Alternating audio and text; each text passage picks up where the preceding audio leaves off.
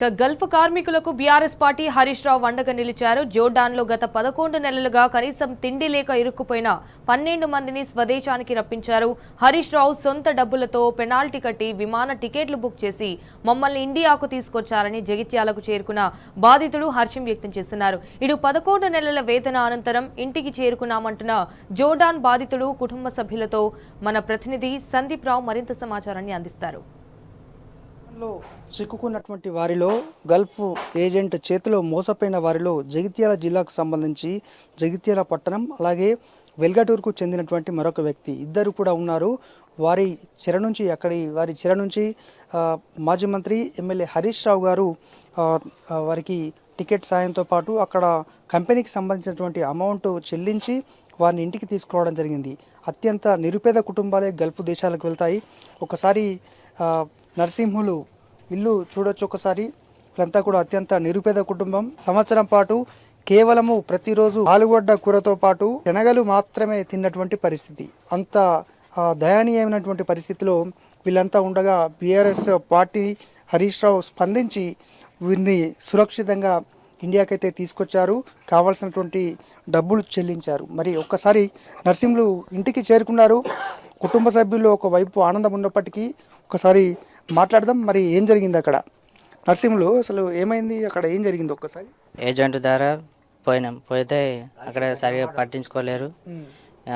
అక్కడికి పోయిన తర్వాత చాలా మోసపోయాము. కంపెనీ వాళ్ళు కూడా సరిగా పట్టించుకోలేకపోయారు. సార్ హరీష్ రావు ఉండబట్టి వచ్చి మమ్మల్ని చాలా హెల్ప్ చేశాడు. సార్ సొంత డబ్బులతోటి మమ్మల్ని రప్పించడం జరిగింది. అంటే మరి అక్కడ కర్రీస్ అంటే కూరగాయలు అంటే ఏం లేవన్నట్టు అంటున్నారు, నిజమేనా అది? అక్కడ ఆలుగడ్డ శనగల కూర తప్పించి ఇంకా వేరే ఏం కర్రీస్ ఏం లేవు. అదే సోమవారం శుక్రవారం మాత్రం చికెన్ పెడతారు, కానీ అది మొత్తం చికెన్ లెగ్ పీస్ ఉంటాయి, కానీ అది ఉడకనట్టు ఉంటుంది. మొత్తం తినేలేము సరిగా. బాగా ఇబ్బంది అంటే బాగా ఇబ్బంది అయిపోయింది. ఎన్ని నెలలైంది మీరు వెళ్ళి? ఇప్పుడు దాదాపు 11 నెలలు అవుతుంది. ఇప్పుడు నెక్స్ట్ మంత్ అయితే సంవత్సరం అవుతుంది. అక్కడ ఏం పని చేసేవారు మీరు? అక్కడ వ్యవసాయం పని చేస్తున్నాయని, కానీ అక్కడ బాగా ఇబ్బందులు అంటే బాగా ఇబ్బందులు అయిపోయినాయి. రైట్. ఇంకా వాళ్ళ ఫాదర్, అమ్మ, నాన్న, భార్య, ఇద్దరు పిల్లలు వీళ్ళంతా కూడా ఉన్నారు. ఒకసారి వాళ్ళ నాన్నతో మాట్లాడించే ప్రయత్నం చేద్దాం. అంతకుముందు ఒకసారి వీరి భార్యతో మాట్లాడదాం. మీ భర్త వచ్చి ఎట్లా అనిపిస్తుంది? మా భర్త వస్తే నాకు చాలా సంతోషంగా అనిపిస్తుంది. ఆ దేవుడి దయ వల్ల మా ఆయన ఇంటికి వచ్చాడని నాకు చాలా సంతోషంగా ఉంది సార్. హరీష్ రావు చేయబట్టే మా ఆయన ఇంటికి వచ్చాడని నాకు చాలా సంతోషంగా ఉంది. చాలా అంటే చాలా ఆనందంగా ఉంది. ఆ దయ వల్ల దేవుడు రప్పించాడని నేను సంతోషంగా పడుతున్నాను సార్. నాకు చిన్న పిల్లలు ఉన్నారు పాపం, వాళ్ళు 11 నెలలుగా ఎంత అవస్థపడ్డారు. మీ భర్త కూడా బాగా కష్టం అనిపించింది సార్. ఆయన అక్కడ నుంచి నుంచి బాగా ఇబ్బందులు పడ్డాం సార్. మొత్తం ఇదే ఆలుగడ్డ కూర శనగల కూర అనేసరికి బాగా దుఃఖం అనిపించింది సార్. టెన్షన్లో పడ్డాం. 1,50,000 కట్టు 2 లక్షలు కట్టు అని దుఃఖం తెప్పించారట సార్.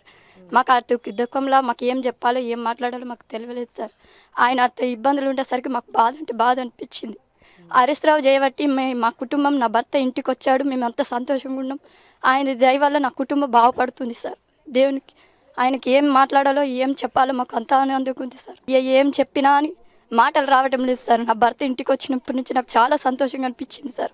రాత్రిపూట బాగా ఏడ్చాను. మా ఆయన గిట్లా వేయిండు, ఎంత బాధ అనిపించిందో. 1,50,000 కట్టు 2 లక్షలు కట్టు అని ఇట్లా అన్నట్లా ఆయన బాగా ఇబ్బందులు పడ్డాడు.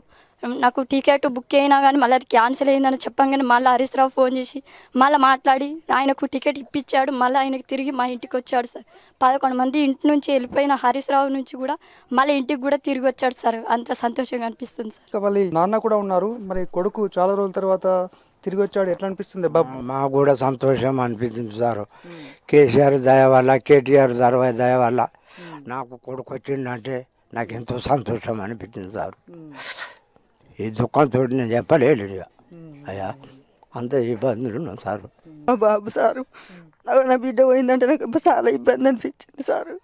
ఎట్లా వెళ్తాడో ఏడాళ్ళకి అనుకున్నా సార్. నేను సార్ దయ వల్ల నా బిడ్డ నా ఇంటికి శరంగా చేరుకున్నాడు. నాకు అంత సంతోషం ఉంది సార్. మన దేశం కాదు కదా, అది అరబీ కంట్రీ. అయ్యా ఫ్లైట్ మీద పోయేది, ఎక్కడంటే తిరుగుతాం, ఏం కథ ఏం లక్షణం. తిన్న కూడు కూడా పెయిన పట్టలేదు. రోజు వాడు ఫోన్ చేస్తుంటే ఒకసారి కరెంట్ స్టాక్ అయ్యి క్యాంపు కూడా కాలిపోయింది.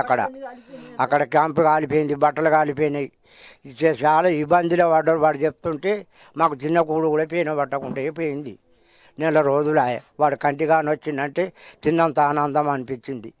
ఆ కేటీఆర్కు దండం పెట్టాలి, ఆ కేసీఆర్కు దండం పెట్టాలి, అయ్యా హరీష్ రావుకు 2 చెల్లి దండం పెట్టాలి.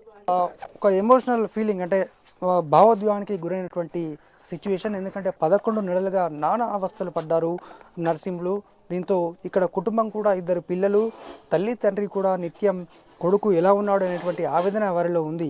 కానీ వీటిని అర్థం చేసుకున్నటువంటి బీఆర్ఎస్ పార్టీ అలాగే మాజీ మంత్రి ఎమ్మెల్యే హరీష్ రావు గారు చొరవ తీసుకొని మరీ అక్కడ కంపెనీకి పెనాల్టీ చెల్లించి టికెట్ డబ్బులు భరించి వారందరినీ కూడా ఇంటికి సురక్షితంగా ఇంటి వద్ద దించినటువంటి సందర్భం. దీంతో వాళ్ళంతా కూడా సంతోషాన్ని వ్యక్తం చేస్తూనే భావోద్యానికి గురవుతున్నారు. మొత్తంగా వీరందరికీ హరీష్ రావు గారికి, కేసీఆర్ గారికి, కేటీఆర్ గారికి మేమంతా రుణపడి ఉంటామని వీళ్ళు చెప్తున్నారు. కాంగ్రెస్ పార్టీకి ఎన్ని వినతులు ఇచ్చినా కూడా పట్టించుకోకపోవడం అత్యంత దౌర్భాగ్యమైన పరిస్థితికి నిదర్శనంగా మనం చెప్పుకోవచ్చు. ఇది జగిత్యాల పట్టణానికి చెందినటువంటి జోర్దాన్లో చిక్కుకొని తిరిగి వచ్చినటువంటి నర్సింహులతో పాటు వాళ్ళ కుటుంబ సభ్యులు చెప్తున్నటువంటి అంశం. కెమెరా పర్సన్ మనోజ్ కుమార్తో సందీప్ రావు, టీ న్యూస్, జగిత్యాల జిల్లా.